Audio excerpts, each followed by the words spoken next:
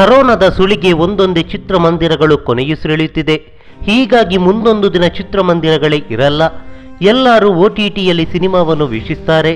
ಹಾಗೆ ಹೀಗೆ ಹೇಗೇಗೋ ಒಂದಿಷ್ಟು ಮಾತುಗಳು ಕೇಳಿಬರ್ತಿದೆ. ಈ ಮಧ್ಯೆ ಈ ವಿಚಾರಕ್ಕೆ ಸಂಬಂಧಿಸಿದಂತೆ ಡಿ ಬಾಸ್ ಉದಾಹರಣೆ ಸಹಿತ ವಿವರಿಸಿದ್ದಾರೆ.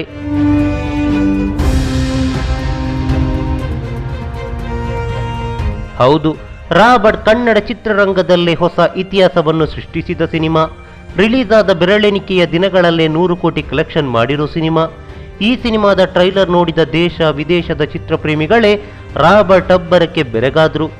ಆದರೆ ರಾಕ್ಲೈನ್ ವೆಂಕಟೇಶ್ ಅವರ ಮಗ ಯತೀಶ್ ಈ ಟ್ರೈಲರ್ ಚೆನ್ನಾಗಿಲ್ಲ ಅಂದ್ರು. ಇದನ್ನು ಕೇಳಿ ಡಿ ಬಾಸ್ಗೆ ಅಚ್ಚರಿಯಾಯಿತು. ಆ ಬಳಿಕ ಯತೀಶ್ ಚಿತ್ರಮಂದಿರಕ್ಕೆ ಹೋಗಿ ಸಿನಿಮಾವನ್ನು ವೀಕ್ಷಿಸಿದ್ರು. ಆಗ ಅತ್ಯದ್ಭುತವಾಗಿದೆ ಸಿನಿಮಾ ಎಂದು ಹೇಳಿದ್ರು. ಮೊಬೈಲ್ನಲ್ಲಿ ಟ್ರೈಲರ್ ನೋಡುವಾಗ ಅಷ್ಟೊಂದು ಪರಿಣಾಮಕಾರಿಯಾಗಿರಲಿಲ್ಲ.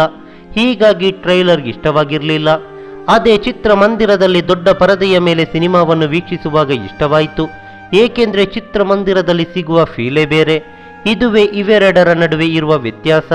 ಹೀಗಾಗಿ ಚಿತ್ರಮಂದಿರಗಳು ಕೊನೆಯವರೆಗೂ ಉಳಿದುಕೊಳ್ಳುತ್ತೆ ಎಂದು ಡಿ ಬಾಸ್ ವಿಶ್ವಾಸವನ್ನು ವ್ಯಕ್ತಪಡಿಸಿದ್ರು.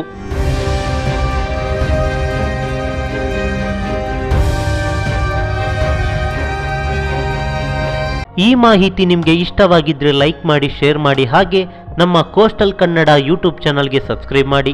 ನಮ್ಮ ಹೆಚ್ಚಿನ ಅಪ್ಡೇಟ್ಸ್ಗಳಿಗಾಗಿ ಕೋಸ್ಟಲ್ ನೆಟ್ವರ್ಕ್ ಇನ್ಸ್ಟಾಗ್ರಾಮ್ ಪೇಜ್ ಹಾಗೆ ಫೇಸ್ಬುಕ್ ಪೇಜ್ಗೆ ವಿಸಿಟ್ ಮಾಡಿ. ಧನ್ಯವಾದಗಳು.